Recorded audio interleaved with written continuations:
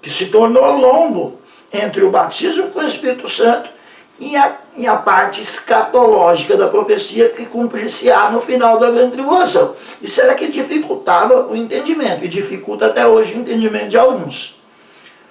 João, ele estava indicando que as promessas eram iminentes. Qual João, gente? João o Batista, não João o apóstolo, que escreveu. João o profeta, que não escreveu, que apenas profetizou, que apenas pregou.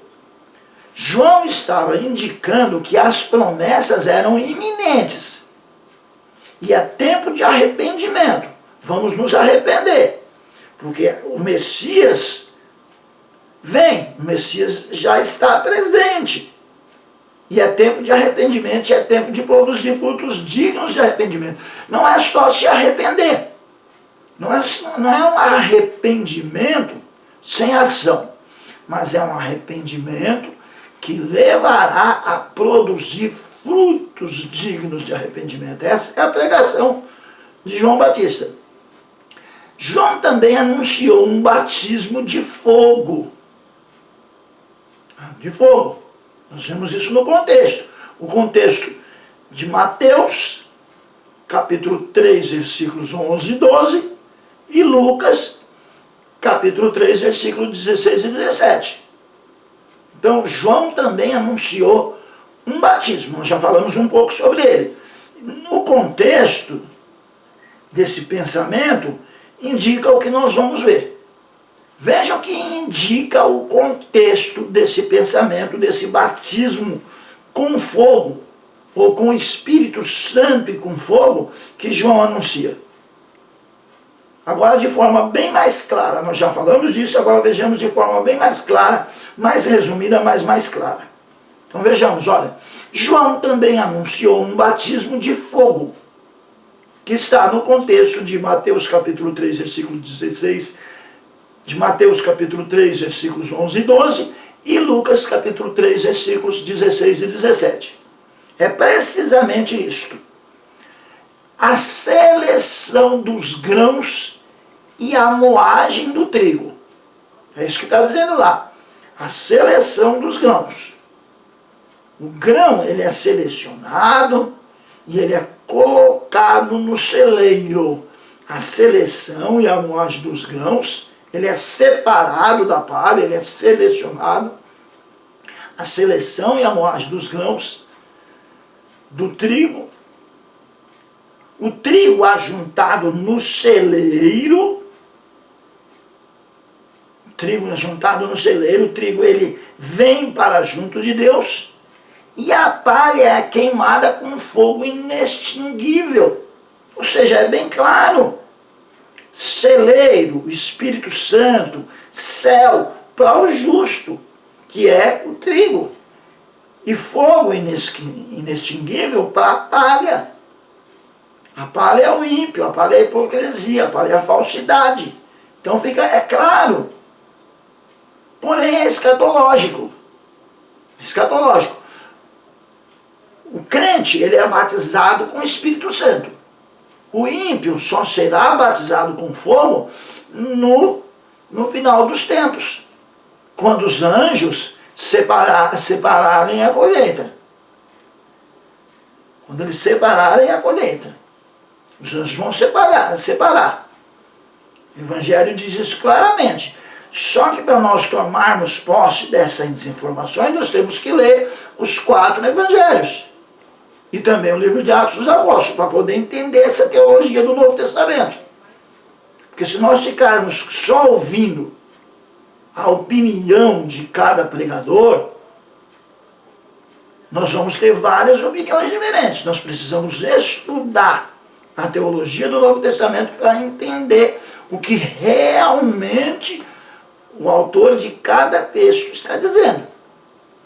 Tá? Se nós ficarmos com as informações da teologia popular, do chamado senso comum, o que A falou, o que B falou, nós não vamos ter uma teologia firme, uma posição firme com base nos evangelhos, com base no livro de Atos dos Apóstolos.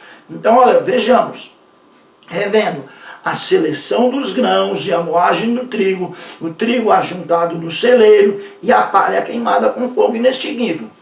Isso aponta para algo escatológico, além dos limites do que está ordinário, além dos limites do que nós estamos vendo, aponta para algo escatológico, o batismo com fogo, o batismo com o Espírito Santo, assim que Jesus chega no céu, vamos usar essa linguagem coloquial, assim que Jesus chega no céu, assim que Jesus assume a sua posição de volta à direita de Deus, ele envia o batismo com o Espírito Santo. Mas o batismo com fogo para o ímpio só no final dos tempos, é escatológico. Isso afeta todos os homens, é uma seleção. Vai acontecer uma seleção. Celeiro ou fogo.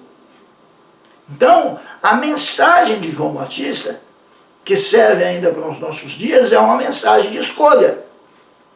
O que é que você quer ser? Trigo para ir para o celeiro ou palha para ir para o fogo? Essa é a mensagem do profeta, de uma nova era, um novo profeta, uma nova era, uma mensagem super objetiva. E para aqueles que gostam de viver na desobediência, duríssima.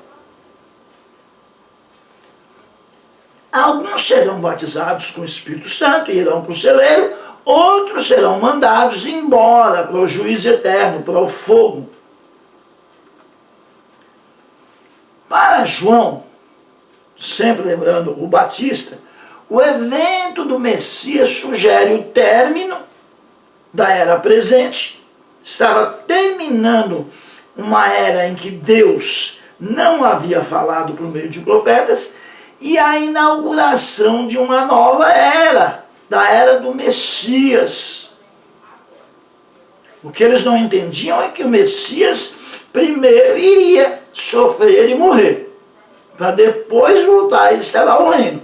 Mas João Batista ele está anunciando o evento do Messias, que sugere o término daquela era, o término de uma espera pelo Messias e a inauguração de uma nova era. Essa é a mensagem de João Batista. No Antigo Testamento, esse Messias é identificado com um rei davídico, um rei da família de Davi. Ele é um agente para o estabelecimento do reino. É esse rei messiânico, é esse rei davídico, que é o agente que Deus está usando para instalar o seu reino,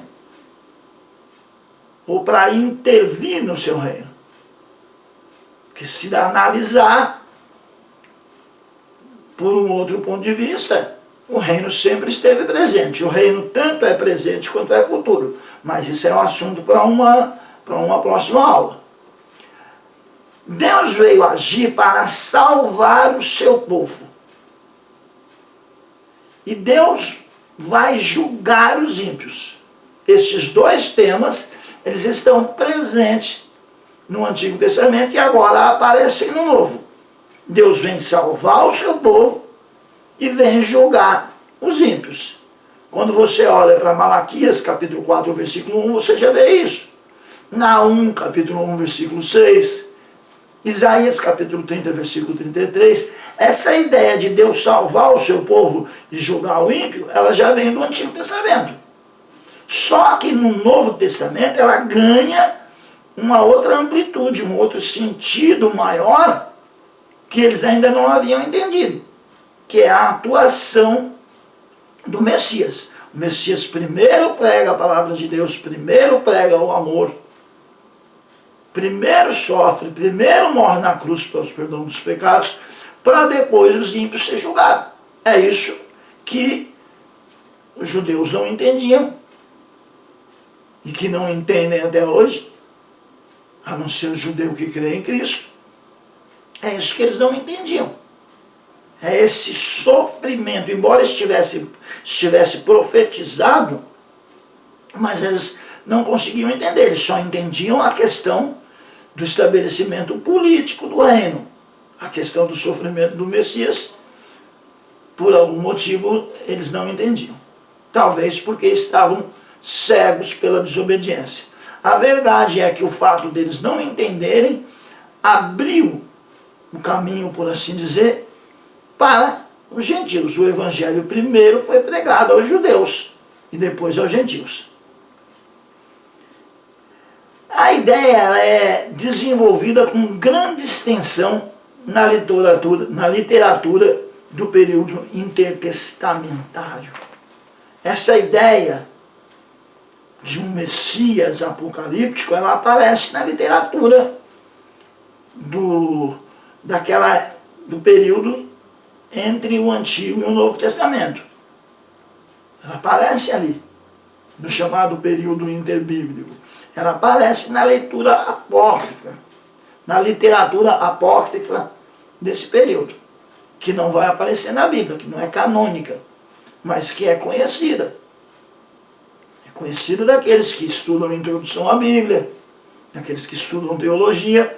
É conhecida uma literatura espúria, apócrifa, por assim dizer, mas que já registrava uma nova era por meio de um Messias com um processo escatológico envolvido na questão. Pois bem, para esse reino vindouro que João anunciava, era necessário alguns fatores. Então vejamos, para o reino vindouro é necessário uma preparação para este reino vindouro, para o reino do Messias, para esse estabelecimento amplo do reino de Deus entre os homens. Então, João, o Batista, clama ao povo pelo arrependimento. Arrependei-vos, arrependei-vos. Deixem o pecado, porque é chegado o reino de Deus, é chegado o Messias. Deixem o pecado. Então, é necessário, como preparação para esse reino vindouro, o arrependimento, bastante presente na teologia do Novo Testamento. Tema importantíssimo. Deus, então, ele conclamou outra vez, em Ezequiel 14:6, precisamos ver isso, ver também Ezequiel 18:30, Isaías 55:67. Olha o que já estava proclamado e que aparece novamente em João Batista. Arrependei-vos e voltai dos vossos ídolos, voltai de todas as vossas abominações. Para quê? Para que Deus se manifeste, para que Deus se intervenha, para que Deus intervenha. É necessário o arrependimento. O batismo de João rejeitou todas as ideias de uma justiça legalista, uma justiça baseada tão somente na lei de Moisés, ou nacionalista, uma justiça que colocasse Israel em destaque sobre os demais povos. Então, João falou que eles precisavam se arrepender. Não adiantava o nacionalismo, não adiantava ser judeu, tinha que se arrepender. O batismo de João rejeitou todas as ideias de uma justiça legalista ou nacionalista e exigiu um retorno moral, um retorno de comportamento, um retorno moral e um retorno religioso, uma religiosidade sadia para com Deus. Não adiantava somente ser judeu. Mais tarde Jesus disse, olha, vocês dizem que são filhos de Abraão, até das pedras Deus pode levantar filhos para Abraão. Então não adiantava ser somente filho de Abraão. E a mensagem de João já vem trazendo isso implícito, porque ela vem dizendo algo que eles não estavam acostumados a ouvir. Já estava registrado no Antigo Testamento, mas eles não deram ouvido, que era a questão do arrependimento. Eles achavam que eles eram um povo de Deus, que eles eram justos e não precisavam se arrepender. Por isso, para alguns, para os religiosos, da época, a mensagem de João era uma afronta. Por que eu preciso me arrepender? Por que esse profeta está dizendo que eu tenho que me arrepender? Era uma afronta. Não é à toa que ele acabou perdendo a sua vida, porque ele afrontou tanto os religiosos da época como a autoridade civil da época, e os irmãos conhecem a história da sua morte. Aí os irmãos já têm ciência, porque conhecem o Novo Testamento. Se não conhecem, por favor, queiram conhecer. Ele rejeitou a ideia de um Israel justo. Nós somos filhos de Israel, nós somos justos. João rejeita essa ideia, como Jesus também mais tarde rejeitou também. Diz, olha, Deus pode até dessas pedras suscitar filhos de Abraão. Ele anunciou que somente tornando-se justos, arrependendo-se, dando frutos de arrependimento, é que eles poderiam fazer parte do reino de Deus. Essa ideia de justiça baseada na nacionalidade, ela é rejeitada por João e pelo próprio Jesus. O batismo para João é a expressão do arrependimento. Vocês estão realmente arrependidos? Então batizem-se. O batismo para João é a expressão do arrependimento. Este sim. Quem é este? O arrependimento. Este sim resulta no perdão dos pecados. Quer ter os seus pecados perdoados? Os seus pecados não são perdoados só porque você é filho de Abraão, não. Porque você é judeu, não. Você precisa arrepender-se. Está arrependido? Então mostre isso. Venha batizar-se. Qual seria a origem do batismo de João? A esperança entre o batismo de João, vamos melhorar, a semelhança entre o batismo de João e o batismo de prosélitos judaicos. Existe uma semelhança entre os dois. Em ambos os ritos, em ambos os rituais, o iniciante era imergido, era imerso, ou ele mesmo se imergia completamente na água. Então não era com um pouquinho de água, tá? Não era com um pouquinho de água. Nós vemos umas gravuras, João Batista derramando uma tigelinha de água em Jesus, não era desse jeito. Não era desse jeito. Nós conhecemos pela tradição, pela própria Bíblia, que dizia que João batizava em um lugar onde havia muita água. Por que muita água? Porque tinha que imergir totalmente o iniciante. Então, tanto no batismo de prosélitos, porque os judeus batizavam os prosélitos, um gentil, para tornar-se um prosélito, para aderir ao judaísmo, ele tinha que ser batizado. E ele tinha que ser imerso ou imergir-se totalmente na água. Da mesma maneira era o batismo de João, imersão completa na água.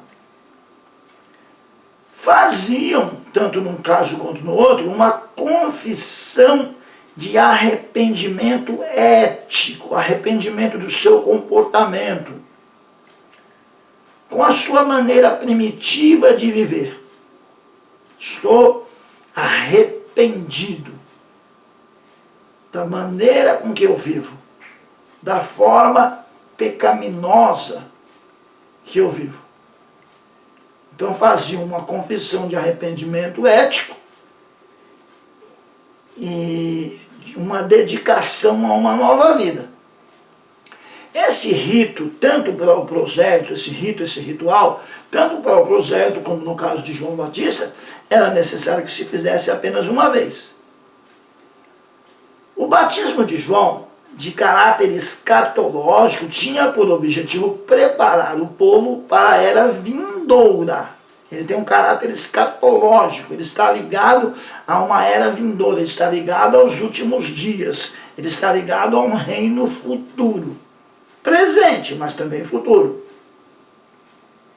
Enquanto que o batismo de prosélitos do judaísmo era aplicado somente a gentios. Somente a gentil. O gentil que queria converter-se ao judaísmo, ele tinha que passar pelo batismo de prosélitos. O de João era aplicado para os judeus. Os judeus precisavam arrepender-se e batizar-se para receber o Messias, para entrar em uma nova era, para desfrutar da intervenção de Deus no reino. Seja qual for o fundamento histórico desse batismo, João dá um sinal significativo ao rito da imersão, aquele rito de imergir a pessoa nas águas, por chamar o povo ao arrependimento. Isso é o principal do batismo de João, tendo em vista a aproximação do reino de Deus. Vocês precisam arrepender-se, porque o reino de Deus está próximo. Esse é o teor teológico, e por que não dizer escatológico, da mensagem de João. Pois bem, vejamos aí uma relação entre Jesus e João. Jesus explicou o significado do ministério de João. Como Jesus fez isso? Onde está registrado? Jesus explicou o significado do ministério de João, conforme está registrado em Mateus capítulo 11, versículo 10. Ou seja, aquele que veio preparar o caminho para o Messias. É esse o significado do ministério de João, segundo o próprio Jesus. João é aquele que veio preparar o caminho para o Messias.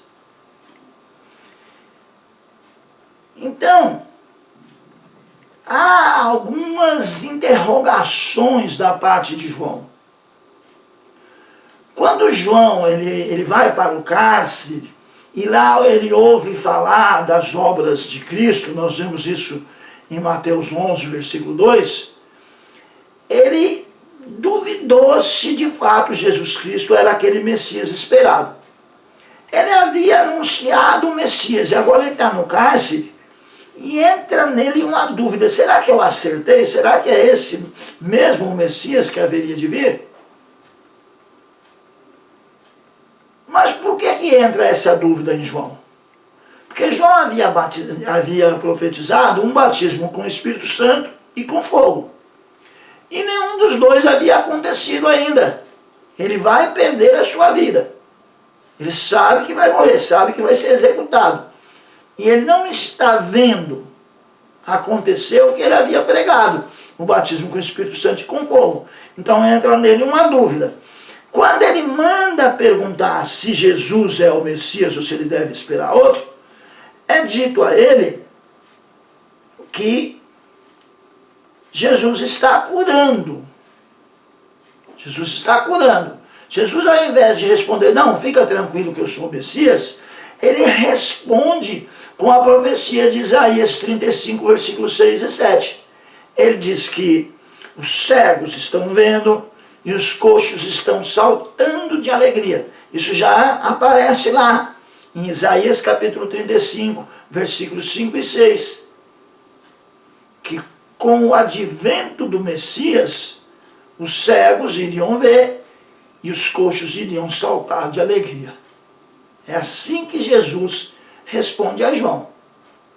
Ou seja, Jesus está dizendo que antes do batismo com o Espírito Santo, antes do batismo com fogo, Jesus primeiro vai anunciar o reino de Deus, primeiro vai ensinar, primeiro vai curar, depois morrer para tirar o pecado do mundo, para depois ir ao céu, e aí sim enviar o batismo com o Espírito Santo. E o batismo com fogo vai ficar só para o final dos tempos. João não havia entendido isso, por isso que entra nele uma dúvida e ele pergunta para Jesus se Jesus é o Messias ou não.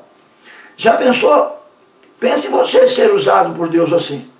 Você é usado por Deus para anunciar o batismo com o Espírito Santo e com fogo. E aí agora você está preso as autoridades são terríveis, você sabe que vai morrer, e você não consegue contemplar nem o batismo com o Espírito Santo, nem com fogo. Foi exatamente o que aconteceu a João. E ele aí, na dúvida, mandou perguntar: o Senhor é mesmo o Messias ou eu tenho que esperar outro? Jesus responde, recapitulando, Jesus responde com a profecia de Isaías 35, versículos 5 e 6. Ele diz: olha, os cegos estão vendo, os coxos estão saltando de alegria, e aos pobres é anunciado o reino de Deus. Ou seja, espera, porque depois que tudo isso acontecer, o Messias morrer, ressuscitar, ir para o céu, enviar o Espírito Santo, aí sim haverá o batismo com o Espírito Santo, e depois, no final dos tempos, o batismo com fogo. Era isso que João não havia entendido, por isso entrou nele uma dúvida. Em Mateus capítulo 11, do versículo 7 ao 14, Jesus ele asseverou, ele afirmou que João era o Elias que deveria proclamar o dia do Senhor, conforme a profecia de Malaquias capítulo 4, versículo 5. Malaquias havia profetizado que antes do Messias viria Elias. Mas é profecia, é simbolismo, é previsão, é prenúncio. O Elias que Malaquias profetizou cumpriu-se em João Batista. Por isso Jesus ele diz literalmente que João era o Elias que havia de vir. Vocês não tem mais que esperar o Elias não, ele já veio, ele já anunciou, ele já vai morrer, o ministério do Elias já está cumprido. Eu já estou aqui. O reino de Deus já está presente. Precisava entender que as profecias messiânicas se cumpriam em Cristo. E aí ele diz, então, olha, esse João Batista aí, vocês não têm que esperar outro Messias, outro Elias não, tá? Ele é o Elias, ele é a voz que clama no deserto. É ele que preparou, ou que está preparando o caminho para o Messias. E Jesus também afirmou que nascido de mulher, não tem outro igual João Batista. João Batista é o maior. Mas Jesus também não é nascido de mulher? Sim, ele é nascido de mulher, mas ele não é gerado pela vontade da mulher, do contato dela com o seu marido, nascido de mulher. Somente humano, não divino, não tem outro maior que João Batista. João Batista é o maior. João Batista é o profeta mais importante. Ainda que tenha profetizado pouco, mas ele é o profeta que prepara o caminho para o Messias. Ele é a voz do que clama no deserto, como ele mesmo diz, como o Evangelho mesmo diz acerca dele. Nas palavras de Jesus, João foi o maior de todos os profetas. O seu ministério foi curto, mas ele foi o maior de todos os profetas. O mais importante, nascido de mulher. Até então ele é o mais importante, nascido de mulher. Mas e Jesus? Jesus também nasceu de mulher? Sim, Jesus também nasceu de mulher. Mas não da maneira com que João nasceu. Concluímos que Jesus quis dizer que João é o maior dos profetas. De fato, ele é o último dos profetas. Depois de João, não tem mais profeta deste tipo. O que é que vai acontecer? Depois de João, o Novo Testamento, ele anuncia, ele mostra um novo tipo de ministério profético. Um novo tipo de ministério profético. O Novo Testamento ainda vai falar na existência de profetas. Efésios capítulo 4, versículo 11 e 12 vai dizer que ele mesmo, quem? Jesus, deu uns para apóstolos, outros para profetas, outros para evangelistas, outros para pastores e outros para mestres. Então continua havendo profeta. Mas um outro tipo de profeta diferente do profeta de João Batista. Não é um profeta como ofício. Não é um profeta como função. É um profeta como dom. O dom da profecia, ele permanece. O ofício profético é que desaparece. Nós não temos o ofício profético. Nós não temos que dar documento de profeta. Nós não temos que reconhecer um profeta da maneira que reconhecemos um pastor, um bispo, um diácono. Não há necessidade. Porque o profeta do Novo Testamento não é um profeta de ofício, como era do Antigo Testamento e como João foi o último dos profetas. Então, desse tipo de profeta, João é o último. Concluímos que Jesus quis dizer que João é o maior dos profetas. E, de fato, ele é o último dos profetas desse tipo. Como ele, a era da lei e dos profetas tinha chegado ao fim. Acabou o tempo da lei e dos profetas. Agora é o tempo de uma nova aliança. Nós temos que entender também que lei e os profetas aí está falando do Antigo Testamento. O Antigo Testamento era dividido em lei, profetas e escritos. Então, quando diz que terminou a era da lei e dos profetas, terminou a era da antiga aliança. A antiga aliança, o Antigo Testamento, agora ele vai ficar somente como base. Nós temos agora uma nova aliança, um novo testamento.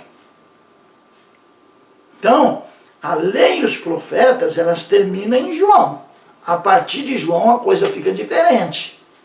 O texto chega a dizer que a partir de João, quem quiser entrar no céu, emprega a força.